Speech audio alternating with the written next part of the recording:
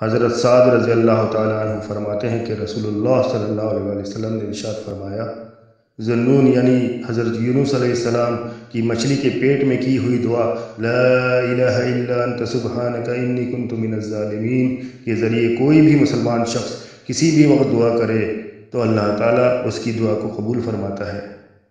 ایک اور حدیث میں حضرت سعد بن ابی وقاص رضی اللہ تعالیٰ عنہ فرماتے ہیں کہ رسول اللہ صلی اللہ علیہ وسلم نے ارشاد فرمایا،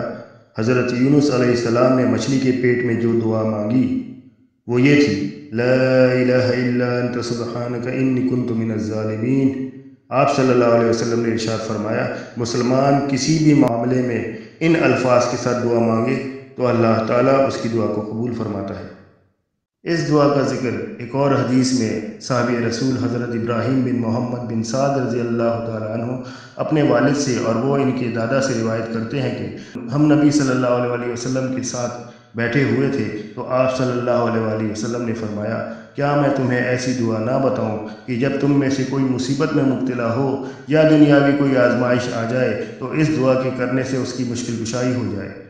تو آپ صلی اللہ علیہ وسلم سے کہا گیا، کیوں نہیں؟ آپ صلی اللہ علیہ وسلم نے اس پر ارشاد فرمایا، ذنون کی دعا یعنی حضرت یونس علیہ السلام کی دعا لا الہ الا انت سبحانک انی کنت من الظالمین۔ بالکل اسی طرح سے ایک اور حدیث میں صاحب رسول حضرت انس بن مالک رضی اللہ تعالیٰ عنہ سے روایت ہے کہ رسول اللہ صلی اللہ علیہ وسلم نے ایک شخص کو یوں دعا مانگتے سنا، اللہم انی اسألک بانک لک الحمد لا الہ الا انت المنان بدیع السماوات والارض ذو الجلال والاکرام اسألک الجنہ واعوذ بک من النار۔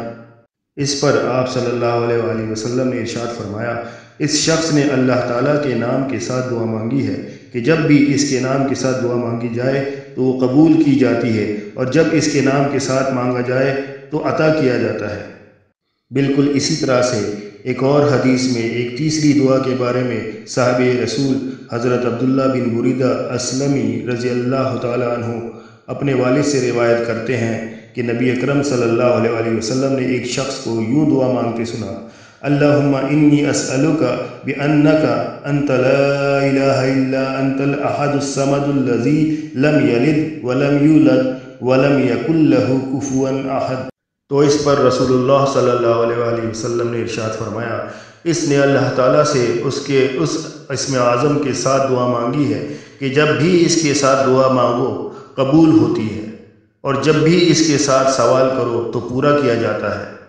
دین کی بات یعنی اللہ تعالیٰ اور اس کے رسول صلی اللہ علیہ وسلم کا پیغام اپنے مسلمان بھائیوں تک پہنچانا صدقہ جاریہ ہے۔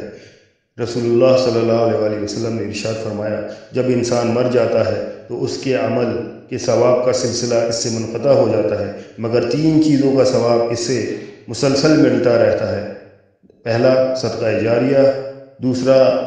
علم جس سے نفع حاصل کیا جائے، تیسرا نیک اولاد جو مرنے کے بعد اس کے لیے دعائیں مغفرت کرے۔ اس ویڈیو کو صدقہ جاریہ کی نیت سے اپنے دوسرے مسلمان بھائیوں تک زیادہ سے زیادہ شیئر کریں اور مرنے کے بعد بھی